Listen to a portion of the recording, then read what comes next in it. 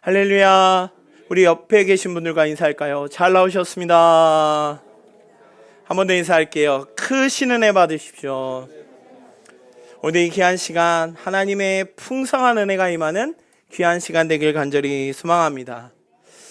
우리는 보통 엎드림이라는 단어를 듣다 보면 되게 쓰러짐, 굴욕과 같이 뭔가 안 좋은 이미지를 떠올리기 쉽습니다. 그리고 좀 심한 경우에는 실패한 사람이라고 생각하기도 하죠.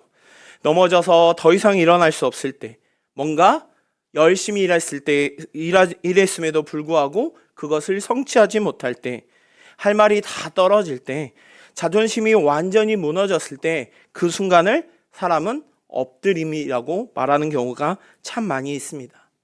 그런 경우 대부분 이 엎드림을 끝이라고 생각하죠. 내가 여기까지 왔다는 증거이다. 더 이상 버틸 수 없는 신호이다와 같이 이런 것으로 생각하는 경우가 참 많이 있습니다. 그런데 이 생각이 단순히 우리의 삶에서는 뿐만 아니라 우리의 신앙 안에서도 이어진다는 것이죠. 신앙생활 가운데 우리는 엎드림이라는 단어를 굉장히 두려워합니다. 마치 내가 여기까지 내려가야 하나, 여기서 무너지면 만약 내가 다시 못 일어나는 건 아닐까, 그래도 사람들 앞에서는 조금 체면을 챙겨야 되지 않을까, 내가 그래도 신앙인인데 이렇게 약한 모습을 보이는 것이 맞을까와 같이 이런 생각들 가운데 우리의 마음 가운데는 엎드림에 대한 두려움과 함께 버팀이 쌓이기 시작합니다. 무너지기보다는 내 상황에 대하여 설명하려는 신앙을 내보이게 하죠. 그래서 사람들에게 그래도 아직 괜찮습니다, 다 이유가 있겠죠, 이 정도는 제가 감당할 수 있습니다 와 같은 말들을 많이 합니다. 물론 이것이 대단한 믿음의 고백일 수도 있지만 이것이 조금 더 심하면 엎드리지 않으려는 오히려 몸부림이 될 때도 있다는 것이죠.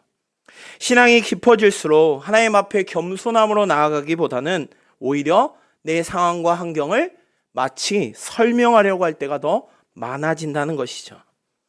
혹시 이 장면을 기억해보면 어느 날 아이가 놀다가 크게 다칩니다. 그때를 한번 생각해보면 처음에 아이가 울면서 계속 말합니다.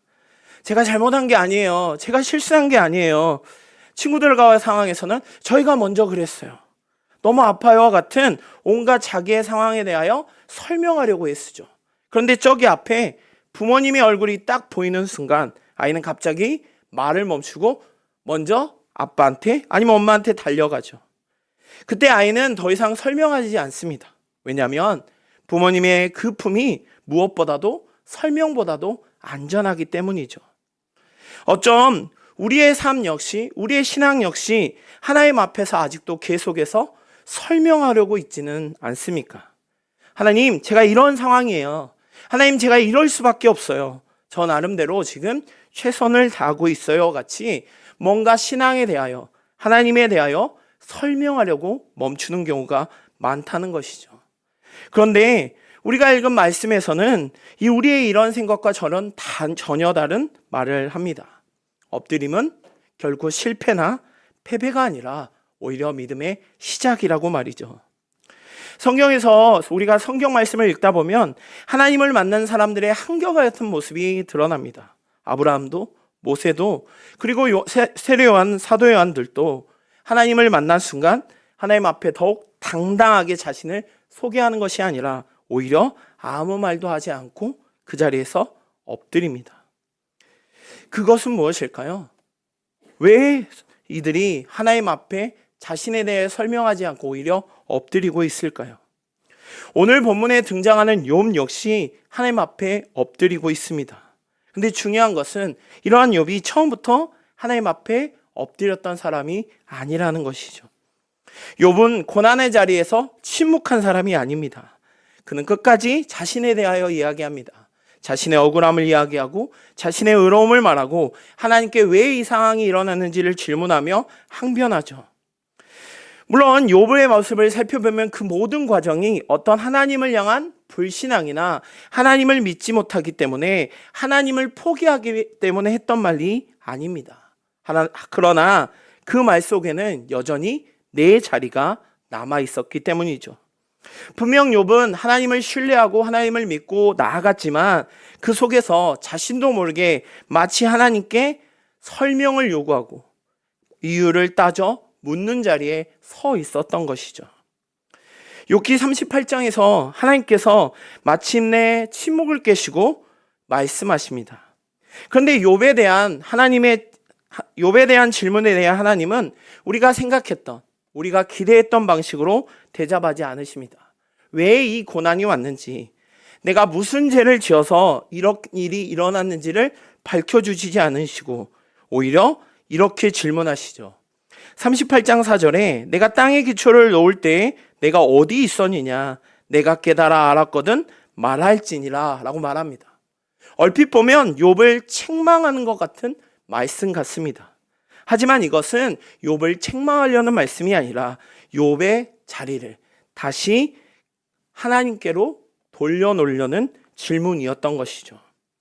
이 말씀을 끝까지 듣고 오늘 본문이 시작됩니다. 1절, 욥이 여호와께 대답하여 이르되 라고 말합니다. 욥은 고난의 이유를 듣고 엎드린 것도 설명을 받아서 고개를 끄덕인 것도 아니었습니다. 오히려 욥은 하나님을 만난 자리에서 엎드리고 있습니다. 설명도 질문도 자신 내에 변화하지도 않고 오히려 주님 앞에 엎드리고 있죠.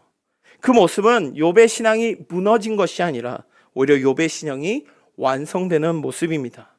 문제가 해결되기 때문에, 상황이 좋아졌기 때문에 하나님 앞에 엎드리는 것이 아니라 그저 주님을 만났기에, 하나님을 만났기에 엎드렸던 것이죠. 사랑하는 우리 귀한 성도 여러분, 오늘도 우리 이 시간 이 질문 앞에 우리 서 있기를 원합니다. 내가 지금 나의 신앙이 하나님 앞에 철저히 서 있으려고 애쓰고 있습니까? 여전히 버티려고 하고 있지는 않습니까? 설명하는 신앙에 우리의 신앙이 머물고 있지는 않습니까? 오늘 말씀을 통하여 하나님은 우리를 그런 자리가 아닌 엎드림의 자리로 초대하고 계십니다. 왜냐하면 엎드림이야말로 끝이 아니라 믿음의 시작이기 때문이죠. 그럼 욥은 어떻게 끝까지 버티던 자리에서, 자신을 설명하려는 자리에서 엎드림의 자리로 내려올 수 있었을까요? 오늘 말씀에서 엎드림이 어디에서 시작되었는지 함께 살펴보려고 합니다. 첫째로 엎드림은 말이 끝난 자리에서 오히려 시작된다는 것이죠. 오늘 1절 2절 말씀을 보면 욥이 여호와께 대답하여 이르되 주께서는 못하실 일이 없사오며 무슨 계획이든지 못 이루실 것이 없는 줄 안다 라고 말하고 있습니다. 이 고백을 다시 한번 천천히 살펴보면 마치 욥의 상황이 좋아졌기 때문에, 환경이 뭔가 해결됐기 때문에 나오는 답이 아니었습니다. 욥의 현실을 살펴보면 여전히 그의 상황은 그대로였습니다. 여전히 병들어 있고 잃어버린 자녀는 돌아오지 않았고 상처난 관계는 여전히 회복되지 않았습니다. 그 모든 문제는 해결되지 않았습니다. 그럼에도 불구하고 욥이 이렇게 고백하고 있죠. 주님께서는 못하실 일이 없다고 말이죠. 마치 이것은 내 현실을 부정하거나 고난을 미워하는 말 같지만 그것이 아니라 이 고백의 핵심은 내 상황의 변화가 아니라 나의 자리의 변화, 위치의 변화였던 것이죠. 분명 그동안 욥은 철저히 주님 앞에 서 있었습니다. 기도하고 탄식하고 질문하고 항변하였습니다. 그러나 동시에 욥은 자기 자리에 여전히 서 있었던 것이죠.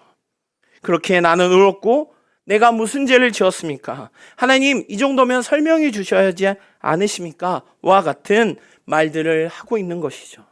어쩜 이 말들이 너무 궁금하니까 하나님이 나와 함께 하시는 것이냐, 문제는 말의 내용이 아니라 말의 자리였던 것이죠. 분명 욥은 하나님께 말하고 있지만 동시에 하나님을 마치 나를 위하여, 나의 상황을 위하여 설명해야 할 뿐, 납득시켜야 할 대상으로 두고 있었던 것이죠. 여전히 하나님 앞에 서 있다고 말하였지만 어쩜 욥은 하나님 위에 서서 자신도 모르게 말하려고 하고 있었던 것입니다. 그럴 때 욥에게 하나님께서 말씀하시죠. 오늘 앞에서 봤던 38장 4절에 내가 땅에 기초를 놓을 때 내가 어디 있었느냐라고 물어보는 이 질문은 바로 욥이 어느 자리에 서 있어야 함을 깨닫게 하기 위한, 자리를 바로잡게 하기 위한 질문이었던 것이죠. 그리고 욥은 깨닫습니다. 그동안 나의 모습은 주님의 뜻을 쫓아, 주님의 은혜를 쫓아 나아가겠다고 하면서도 저 상황과 하나님을 설명하려고 했고, 하나님을 이해의 대상, 논쟁의 대상으로 두었다는 것이죠. 그렇게 욥이 3절에 이렇게 말합니다.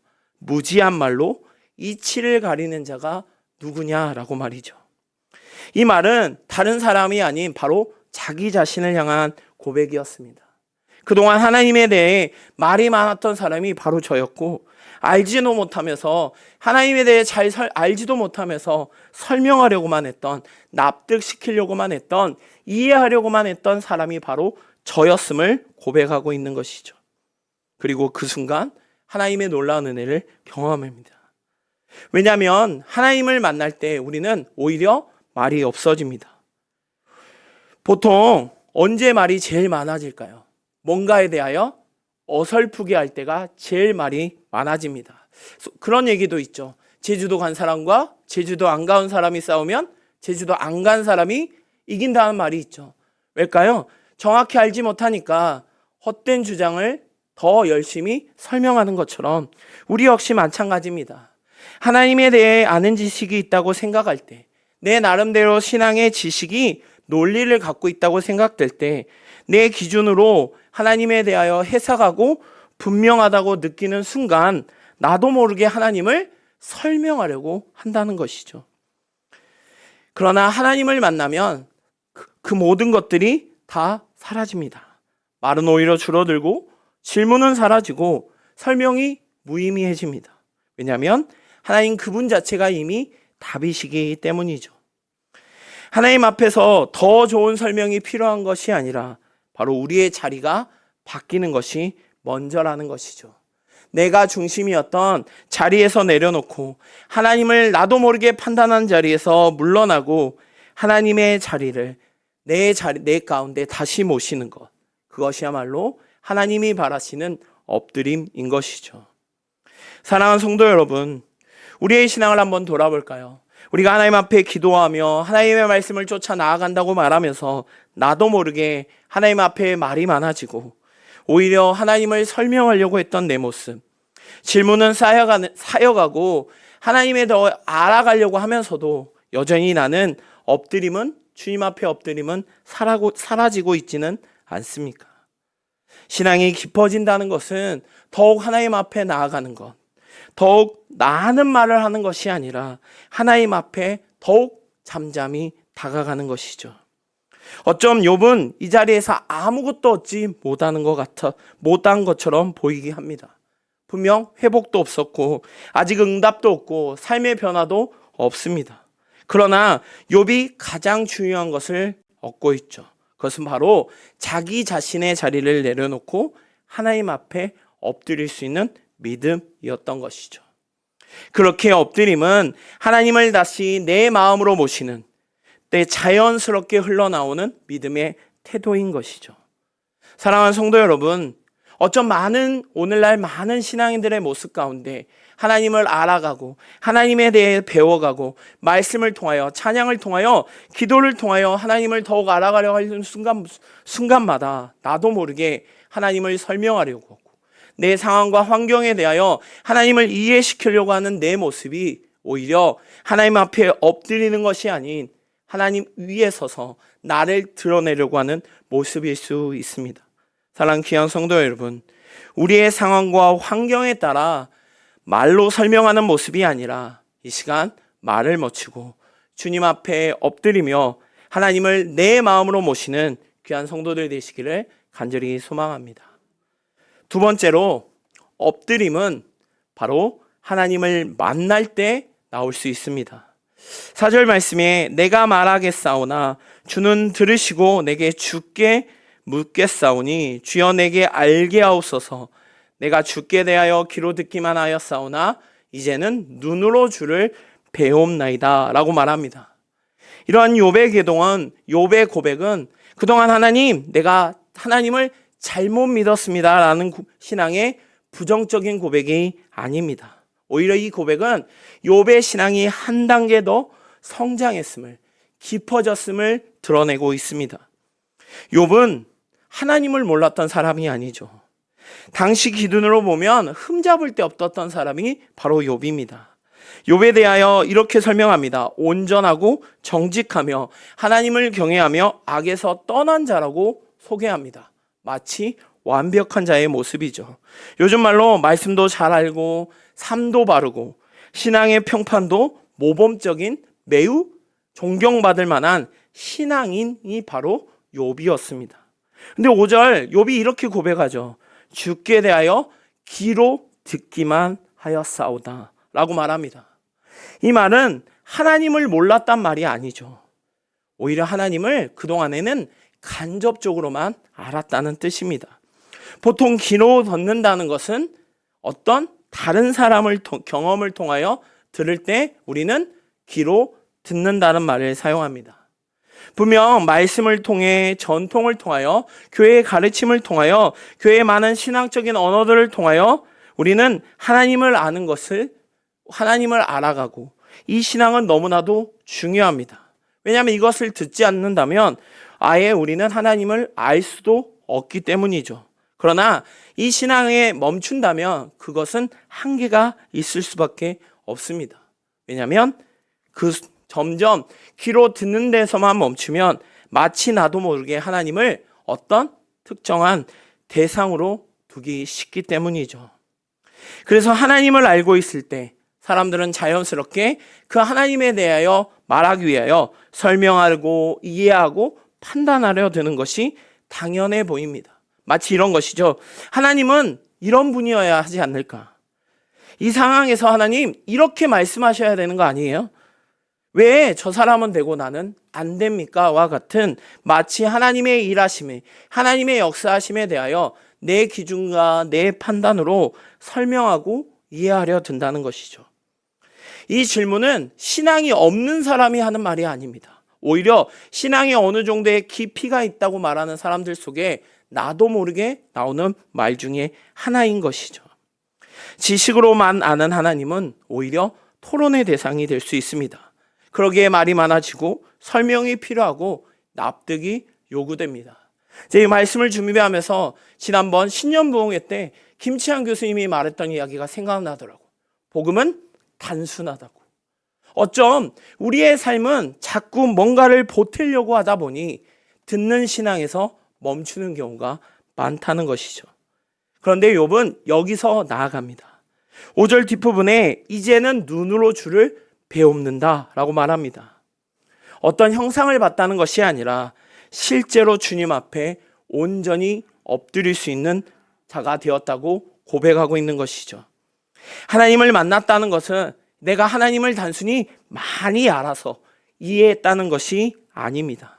오히려 하나님이 얼마나 크고 그에 비해 나는 얼마나 작고 연약한 존재인지 그것을 비로소 알게 될 때 더욱 하나님의 놀라운 은혜를 알고 엎드릴 수 있다는 것이죠. 사랑하는 성도 여러분, 오늘 우리 드려지는 예배 그리고 매 순간순간마다 드려지는 예배의 모습을 살펴보면 우리는 예배를 통하여 무엇을 얻으려 하고 있습니까? 말씀을 통하여, 전해지는 말씀을 통하여, 고백하는 찬양과 기도를 통하여 하나님에 대한 더 좋은 설명으로, 더 명확한 해답으로 찾고 있지는 않습니까? 하나님을 알고만 있는 신앙은 그 자리에서 멈출 수밖에 없습니다. 여전히 자기의 자리를 지키고 말하고 주장만 머물 때가 많다는 것이죠.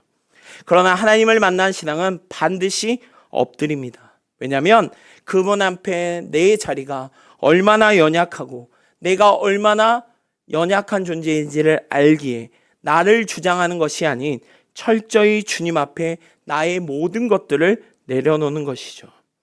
그 엎드림 속에 하나님을 내 마음의 구주로 나의 전부로 모시는 것입니다. 사랑하는 성도 여러분, 혹시 여전히 나는 아니라고 말하면서도 내 신앙 가운데 여전히 하나님을 듣는 것으로 머물고 있지는 않습니까?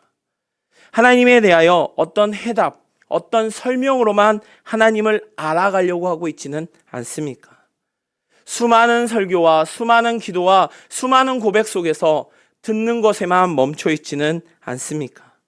우리의 모습이 하나님을 아는 것에 멈추는 것이 아니라 하나님을 만나고 주님 앞에 엎드림으로 주님을 더욱더 고백하는, 주님을 더욱더 신뢰하는 귀한 성도들 되시기를 간절히 소망합니다.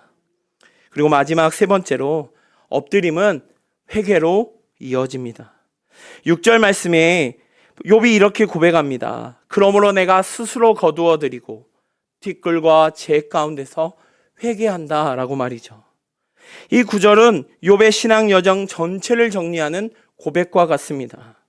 욥은 여기서 고난의 이유에 대하여 문제의 해답을 정리하려고 하지도 않습니다. 대부분 회개라는 말을 들어보면 대부분의 사람들이 제가 이런 죄를 저질렀습니다, 제가 이런 잘못을 했습니다 와 같은 행동 중심의 회개를 할 때가 참 많이 있습니다. 그런데 욥의 모습을 살펴보면 욥은 어떤 사람이었죠? 도덕적으로 어떤 큰 죄를 지었던 사람이 아니었습니다.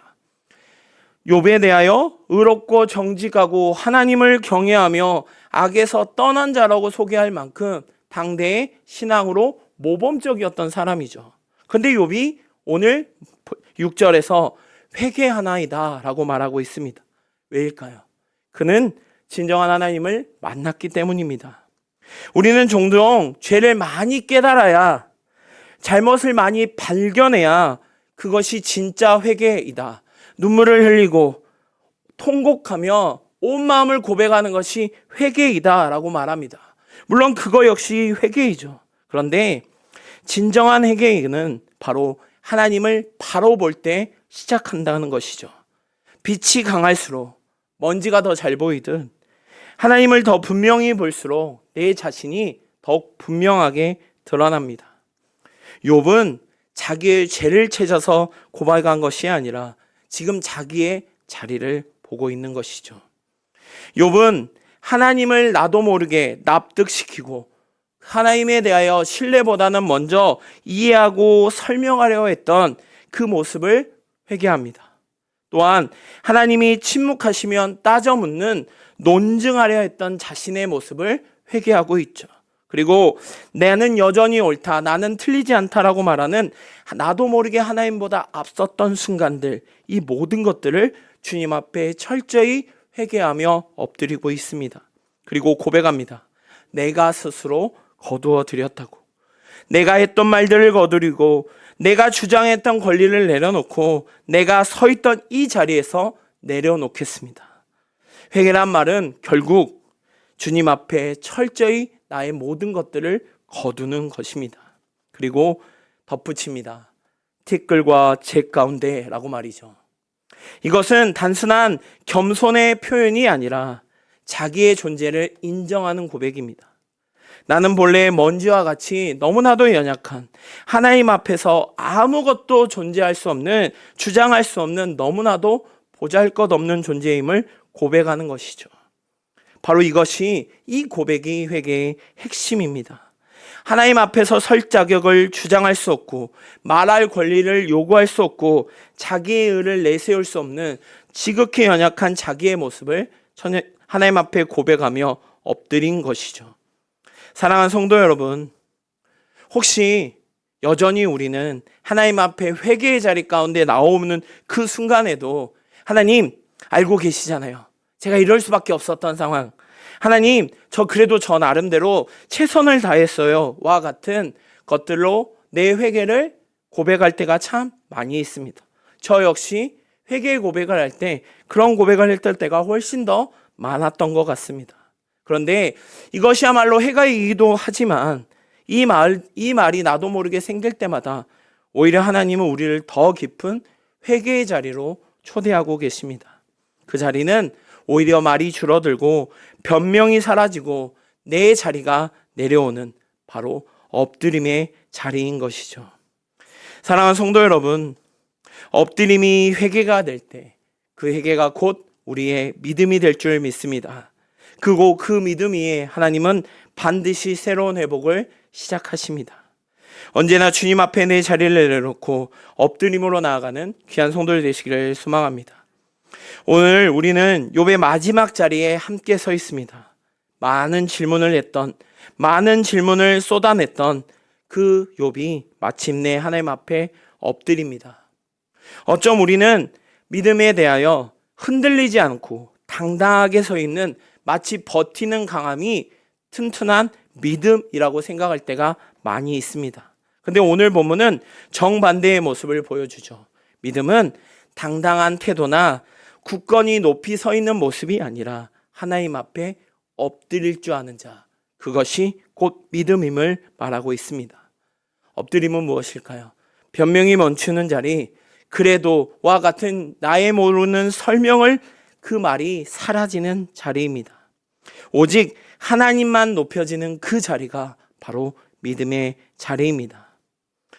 사랑하는 성도 여러분, 엎드림은 결코 끝도 패배도 아닙니다. 오히려 하나님이 우리를 다시 일으키시는 출발선입니다.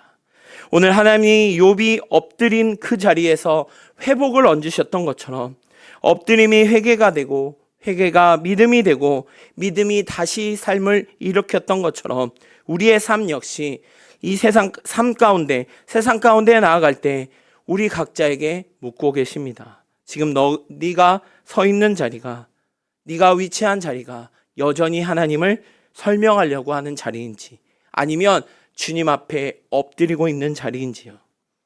바라기는 오늘 우리의 선택이 끝까지 서 있는 신앙이 아니라 하나님 앞에 엎드릴 줄 아는, 하나님을 신뢰하며 하나님을 고백하며 하나님을 만나는 자리가 되기를 소망합니다. 엎드림이 우리의 믿음이 되는 귀한 성도들 되시기를 간절히 소망합니다. 기도하겠습니다.